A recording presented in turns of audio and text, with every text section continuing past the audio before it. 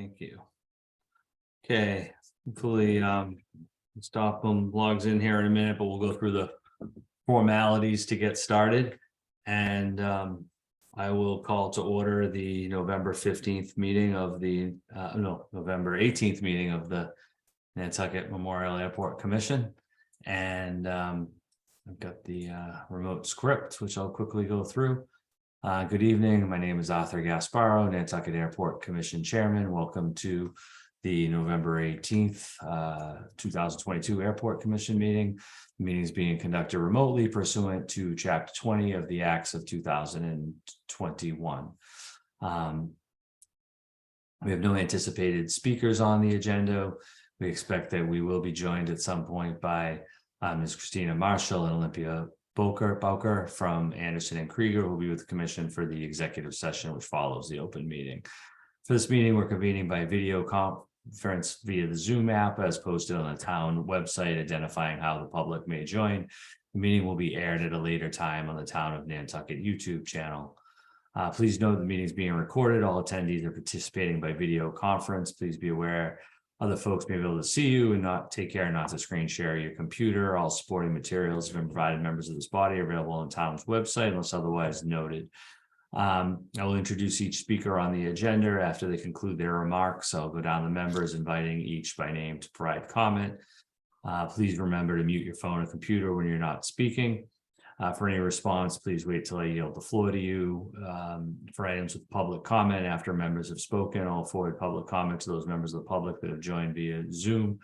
And you must state your full name to be acknowledged. The commission reserves the right to remove any member of the public who doesn't use a full name or acts inappropriately.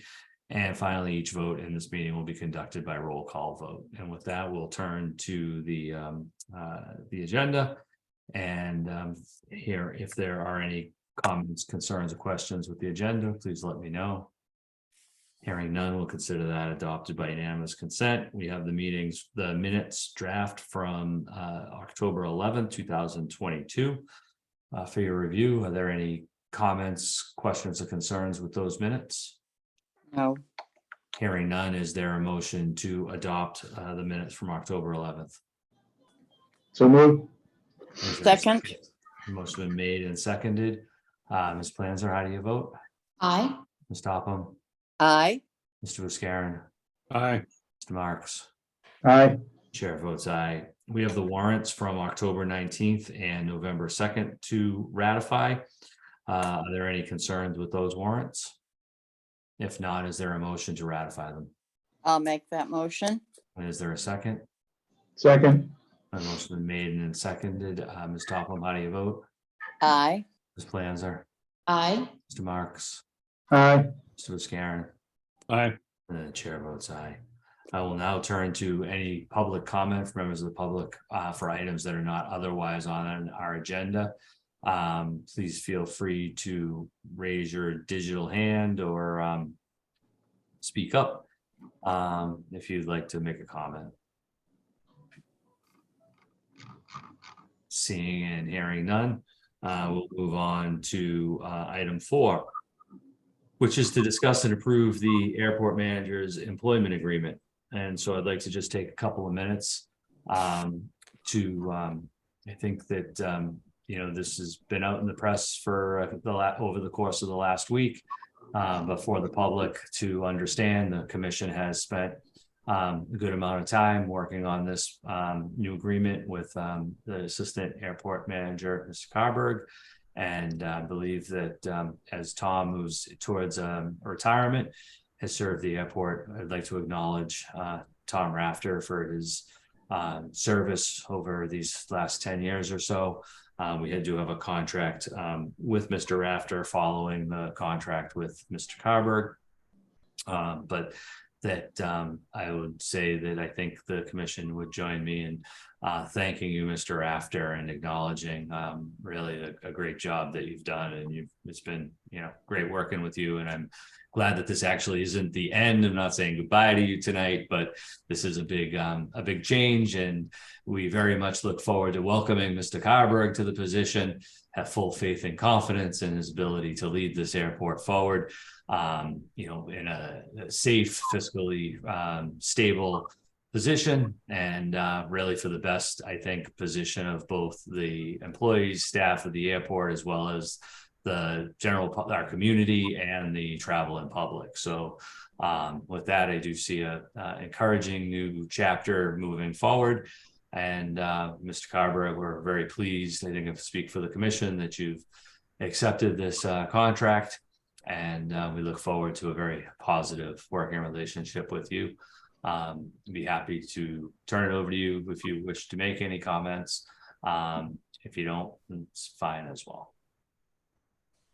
Thank you, Mr. Chair. They're quick, I promise. I wanted to thank the commission for their leadership, Tom for his mentorship, and both of you for your faith and your trust. And I hope to repay it with years of service and benefit the community. Thank you. And any other commissioners, any additional comments? So with that, I would entertain a motion to ratify, to endorse the employment contract with Mr. Carberg, which he has already signed, and for the next term. I'll make that motion. And is there a second? Second. And is there any further discussion? Hearing none, Ms. Topham, how do you vote? Aye. Ms. Planzer? Aye. Mr. Marks? Aye. Mr. Buscarin? Aye. And chair votes aye. It's official. Mr. Carberg, starting on January 1st. We look forward to you as our airport manager. Thank you. And moving on to the next item on the agenda, which is to discuss and potentially approve the Special Projects Director's employment agreement. And this is, as I referenced a little bit ago, the agreement with Mr. Rafter to stay on for approximately 10 months in a role to continue to primarily, I believe, to assist the transition, as well as help the airport as we both the transition and anything that might come up, and work with Mr. Carberg into his new position, finish up projects and items that he's currently involved with. I think that the airport is both fortunate to have Tom in this position with this contract. With that, I would turn it over. Mr. Rafter, do you have anything you want to add? You don't have to. No, just thank you all for your support. I think we have a great commission, and look forward to working through the transitional phase. Thank you. Commissioners, anything additional? Is there a motion to approve the contract as drafted and endorsed by Mr. Rafter? I'll make that motion. Motion been made. Is there a second? I'll second. Has been made, seconded. Any further discussion? Am I hearing none? Ms. Topham, how do you vote? Aye. Ms. Planzer? Aye. Mr. Buscarin? Aye. Mr. Marks? Aye. And the chair votes aye. That'll move us on to pending leases and contracts set forth on Exhibit 1, which was incorporated with the agenda by reference. And I'll turn that over to you, Mr. Rafter. Thank you. The first two are somewhat related. They're lease amendments. The first is for Toscana Corporation. The second is with Island Barge. And what they're doing is basically we're cleaning up some lease lines. It's just correcting the exhibit that was in their lease and what to reflect what's actually out there. We've had the property surveyed. So there's an increase in the Toscana one of $4,740.21 a month, and Victor Brandon of $7,759.18 a month. Next is a lease amendment with the Nantucket Electric Company, and that is the extinguishing of an easement that was related to some of those properties as well. The next two are catering license agreements. The first is for Taste of Nantucket. The second is Island Kitchen. Both are $1,500. And we have a contract amendment with Robert B. Auer. It's simply an extension of the contract for the work that they're doing on the Matacasham Valley Road waterline. We have a contract with United Ag and Turf for $15,240.42. That's for a new Z-Track mower. And we have a contract with Motorola Solutions for $97,763. And that is for new portable radios for the staff. And that's from a capital previously approved town meeting warrant article. Thank you, Mr. Rafter. Does anybody have any questions or comments on any of the contracts? I had one, Mr. Rafter. What do we do with the old radios? Are they turned in, or is there some kind of credit, or is there just some of them, yes, we're working on that, whether or not, what condition they're in, and some we use for seasonal help as well. So we kind of phase them out over time. just curious? Thanks. Is there a motion to approve the lease amendments, contract amendments and contracts as laid out on Exhibit 1? I'll make that motion. Is there a second? I'll second. Motion been made and seconded. Ms. Topham, how do you vote? Aye. Ms. Planzer? Aye. Mr. Marks? Aye. Mr. Buscarin? Aye. The chair votes aye. And with that, we'll move on to pending matters. Mr. Rafter, you have the do you have an update on the capital approval process and the home rule petition? No, there's no change at this time on that item. Okay, thank you. And PFAS investigation update. Neither you or Mr. Carberg. There'll be no. Okay, thank you, Mr. Chair. I'm going to share my screen to one figure in the packet.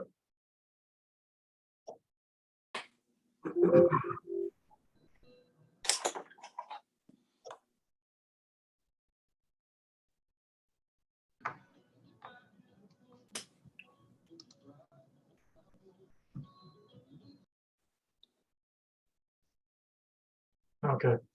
Is everyone viewing a Weston figure? We are. Thank you. Our activity update, which is in your packet, we have 536 samples taken from 80 individual wells. Regarding MJPN 11 Amendment 2, which is an open task order with McFarland Johnson, we have received the interim data submittal, and it is in the packet as a handout. I'm going to highlight 4 items for you. The first is regarding a residence on Nova Deer Way. On 14th of September, we collected a sample from a Nova Deer Way supply well. It was an outstanding property. There was a delay in getting granted access to the property. Lab analysis found that PFAS was present at 18.3 parts per trillion.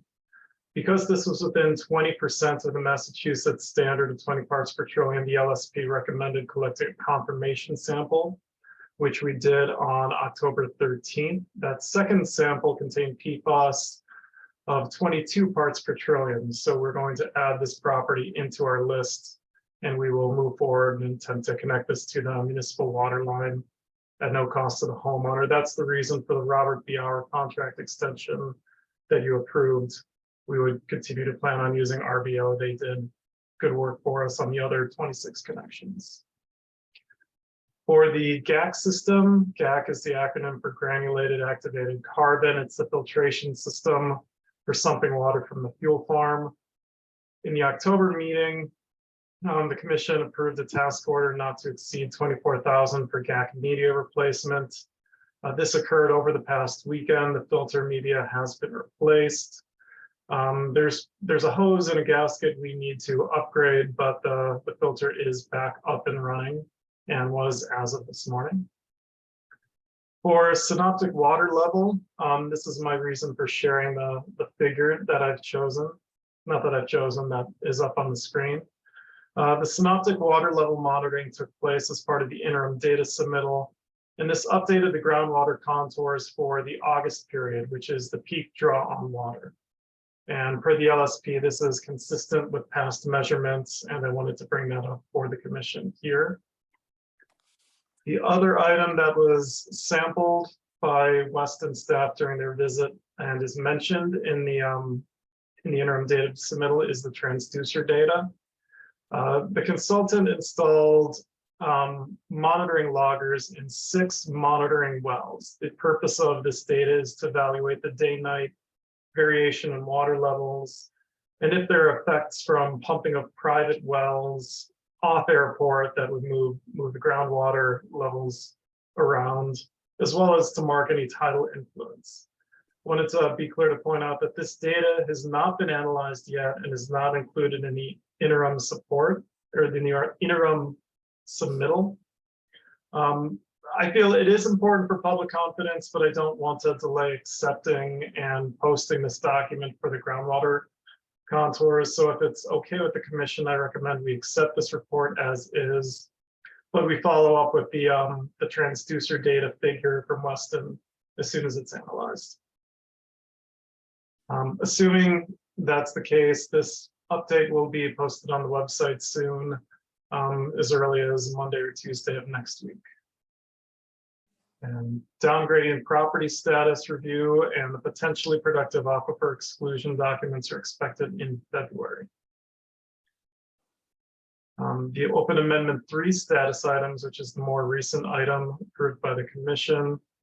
A utility clearing for sampling was accomplished in mid-October. Weston has been on site over the past 3 weeks, performing airport soil, well, and groundwater sampling.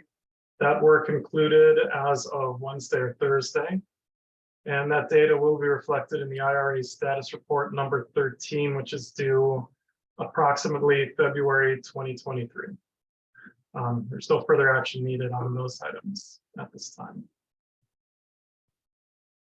For public communication, excuse me, I have 2 updates. The first is unfortunate. I received a call from a Novadear Way resident this past month. Their bottled water had stopped in July per the policy, but the homeowner had never received the certified letter, or actually the certified letter never reached the resident, and the return card was not processed in a manner that made us aware of that. I've reached out to the homeowner to offer an explanation. We haven't spoken yet. I'll admit it's a regrettable incident. They weren't apprised of the policy. They do have a 30-day extension available to them. This is a process we'll improve upon, and I hope to make contact with them soon.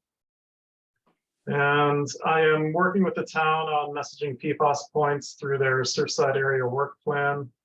This is a group of town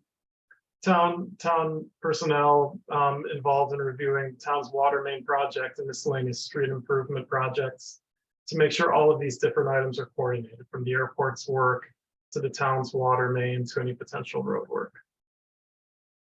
I have 2 miscellaneous items for the commission regarding state and federal policy. We're following a document EPA recently issued or announced. It's entitled their PFAS Roadmap, which includes potential regulation of 2 compounds under CERCLA. We've discussed this with our stakeholder team, and there's no action to take or changes needed to our response strategy to our investigation and remediation at this time. But we continue to follow the federal government as they move and as the EPA evaluates anything that they might put into place. Regarding airport gas stormwater improvements, I'm hearing now that these are going to begin next week to improve the on-site water management and divert water running onto the leasehold from Airport Road. We've coordinated this project with town, and I'm just waiting to receive a formal schedule. The gas station will remain open during this work, and we'll do anything that we can to help our tenants to minimize any operational disruption. And that concludes my report. Thank you, Mr. Carberg. Could we start with the groundwater contour map, and is everyone in agreement and with respect to the transducer data, any concern with adopting this map as it is now? First waiting. I think that's fine. And yet I'm not hearing any other concerns, so we'll proceed, I believe, not hearing otherwise as you recommend, please. And are there any other questions or concerns with the information that Mr. Carver just presented? Oh. Okay. I will just add that they already did the initial paving and alteration of the grades at the entrance and exit to Airport Gas. So they essentially saw cut the pavement there and increased the elevation slightly so that the water from the gutter of the road isn't flowing into that property. So that portion is done. And I did note that they do also have material stockpiled there. So good time of the year, probably to get after that. And I don't have anything further. Anybody else? Okay. Thank you, Mr. Carver. Keep us posted. Mr. Rafter, next item on the agenda is we'll announce that there's a rates and charges public hearing proposed to be scheduled for January 10th, 2023. Anything further you'd like to add to that, Mr. Rafter? No, just I'd like to explain to the commission due to the impact of the economy and inflation, we are anticipating significant increases in our expenses for the FY24 budget, and we're going to have to adjust our rates and charges. So that's the main driver for this review. But I also want to remind the commission that because of the DOR regulations, we are not permitted to budget those revenues until we actually have some track record. So there'll be a lag time period, which will require us to monitor closely our expenses for the FY24 budget. Not that we don't do that already, but it may be a little bit austere, and we're going to try to just keep it as tight as possible for FY24 expenses. Any other questions or comments? And so we'll be looking at a draft for the next meeting to then contemplate for the following meeting. Yeah. I hope to have for the next meeting with closing in on that quickly because of the delay. Right, thanks. And we'll move on to finance first quarter report. Thank you. So if you look at the summary sheet, you'll see that our revenues for 3 months ending in September 30th for FY23 were 15.899, almost 15.9 million. Over the 12.3 of the previous year. Expenses were 6 million over 3 of the previous year. A lot of those, both sides are driven by the fuel pricing. And then net earnings were 9.8 versus 9.3 million. When you net everything out, the surplus was 4.2 million as opposed to 3.6. Some anomalies in here are some of the CARES Act funding, things of that nature. The projected fund balance at the end of September was $4.4 million. So as I said, there are some anomalies throughout here. And I'm just looking here. We did have some other increases in revenue in areas such as rental income, fee income, vehicle income. And again, that was a result of the recovery from the pandemic.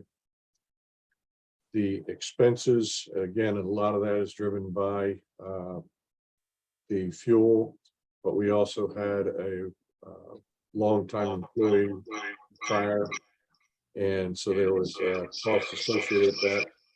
We did have that money budgeted for in our stabilization fund, but it did, hit this period. So there was also some timing issues with some of the others, but Jamie's doing a great job of measuring the actual to actual with backing out some of the CARES Act reimbursements. So we're still doing okay, but it looks a lot better than it would if you were to remove the subsidy, if you will. So we're still in good shape, but we just have to make sure we monitor that closely and don't get overexcited. I'm seeing some airports that have received some of this funding and, if you will, taken it for granted and projected their budget based on that, and that's not good financial practice. So we're doing pretty well. Noah did present this to the select board a week or two ago. So that's the first quarter report. Any questions before I move on to my manager's report? Sounds like not. Please do. Thank you. Thank you. The crew quarters and housing project, you may remember the capital planning committee had some serious concerns about the project. We had requested $5.1 million. And we asked the design team to go back and prepare an estimate for a dorm style building and side-by-side duplex. We received an initial estimate in late October and it came in at $11.4 million. At that point in time, I told them that would kill the project. We were not interested in moving forward at that number and told them to go back and do their homework. They returned with an estimate on November 8th of 6.6 million, which is still above the 5 million that Capcom has a concern with, and rightfully so. Understanding all this, we directed them to provide an estimate for the dorm building. And Monday, Noah and I took a tour with the architect of the Maya Comet Golf Dorm facility. We went through that building and identified the things that we liked, we didn't like, the changes we thought had to be made, the different styles because of the type of workers, and identified with the architect what are we more clearly identified exactly what the building should look like. They are working up a new estimate and are to have that back to us by next week. And we are scheduled to go to the Capital Committee on December 1st to present information on that and our other projects. The Hagedorn Aviation hangar is nearly complete. It has the electric in it, but there's working on some final items with their door. They have some challenges with that. The terminal optimization project, the chair and vice chair were given a tour of the terminal building and no review of the project. I've asked McFarland Johnson to prepare a small presentation for the next meeting to review the project with the entire commission, as well as the elements of the bill funding potential opportunity. The reason I did that is because this terminal funding under the bipartisan infrastructure, whatever legislation, is discretionary, which means there could be an exposure and a liability to the airport. So I asked them to prepare an overview to identify our maximum liability and alternatives, how to fund that if we weren't able to get the discretionary funding for that. So that will be on the December commission meeting. HVAC controls project is finishing up. They're doing punch list items and some training. The taxiway golf, no movement on that. Master plan update. There was a site visit held earlier this week, and they were looking at the inventory, looking at the makeup of what may be the technical advisory committee. And they also were on site for the non-standard geometry issue to look at the current situation there. One of our goals is we would love to eliminate any hotspots, but if anything, we'd like to try to at least minimize hotspots, which there are areas where there's potential for conflict for aircraft coming head on at different times. We have another project that Noah's been working with the town on, and that is a bike path, the continuation of the bike path along Monahans Road. There's a need to grant access to some land, and there are two alternatives. We can do that through a license, or we could do that through a release of the land, and we have a meeting set up with FAA compliance to look at what the potential best path forward may be on that. The RFP bid status, I had a meeting today with our OPM regarding the crew quarters because of the changes there. They're going to resubmit their costs and scope. They are also, for the January meeting, looking to have us the scope for the terminal optimization, again, based on whatever the results are from the December commission meeting regarding that project. RFP for Bunker Road lots 60 and 66. The town has approved the RFP. We initially were going to issue that simultaneously with 2 other small parcels, but there's a need to do some environmental permitting work on those before we can get them ready to lease. So we're going to be issuing the RFP for 60 and 66. That should be out shortly and due back in sometime in January. We're also beginning the process. We've developed a draft for the RFQ for planning and engineering on-call services, and that's going to be developed in-house. On the operations side of the house, we received a notice from the planning board of development at 115 and 117 Old South Road, and provided comments similar to the ones that were done on the corner of Old South and Airport Road. We're continuing to face very competitive environment with regard to personnel, and we're looking into various retention and attraction options, and I'll be presenting some of those to the commission. But we are up against a very, very difficult competition. We've lost 2 employees. We have heard that there are others that may be leaving us, and so we're really concerned with that, and we're working to try to come up with a plan to make sure we're being competitive with other departments within the town as well as private operations. And as many of you, I'm sure, are aware, we have a visitor coming next week. The president will be visiting for Thanksgiving, and our staff has been consumed with a lot of the logistics of that operation. Suffice it to say, they do a great job, and I'm fully confident that that will be organized. Well, our group will be organized and handle that appropriately. Any questions before I go to statistics? Anyone? Nope, sounds like we should move on. Okay, basically in September, the operations were down about 14%, while employments were up about 2.6%. GA operations were down 13%. The Boston market, Cape Air, saw a 51% increase. JetBlue was up 4% for a net increase in the market of 24% or 937 passengers. Charlotte was flat.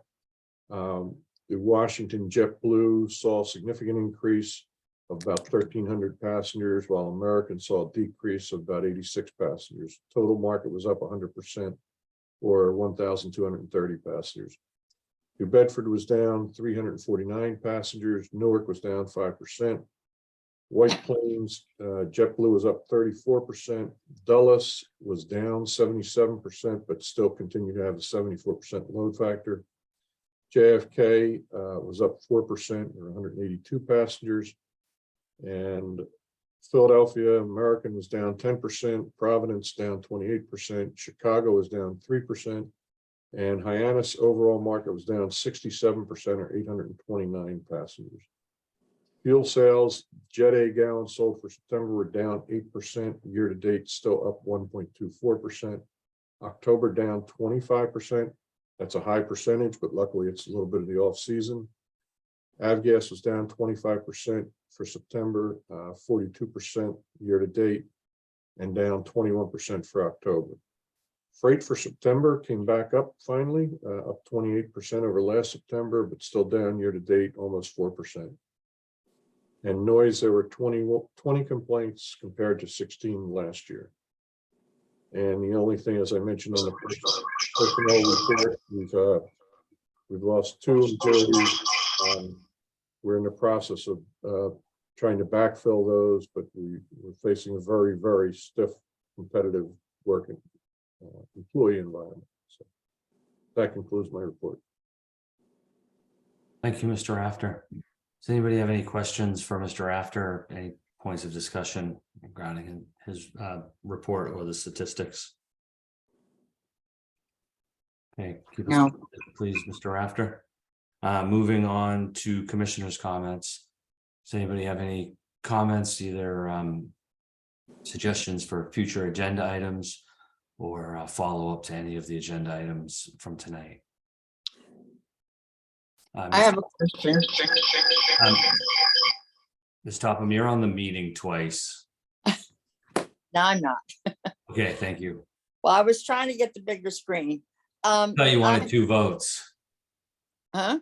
I said, I thought you wanted 2 votes. No, I don't want 2 votes. Thank you very much. How did, last meeting or one meeting ago, I mentioned about the extra cars and stuff parking where they were not supposed to on the Bunker Road. How was that happen? What's the word on that? I'm sorry, which? On Bunker Road, isn't it? And where all the people park, you know, they're said that people are dropping off cars that they're leaving just abandoned in some of the area. And I thought you were going to look into that. Yeah, there are some that are being relocated or moved, I know that, but I'm not familiar. There's one tenant that we have that is encroaching outside of his lease area that we're working to try to get in compliance. And we've been working with legal on that. We're going to be trying to get some of our junk cars out of there, but I don't know of any that are parking exactly not within their leasehold. Okay, well, I'll have to ask the person who told me about it. So Okay. follow it up. Thank you. Anything else? Mr. Marks? Yeah, I just want to thank Mr. Rafter for the porta potty next to the hangars out there. Appreciate it. So, And also, thanks for, I fly around a fair bit, and Nantucket's fuel prices are very much in line, and I appreciate that as well. So thank you.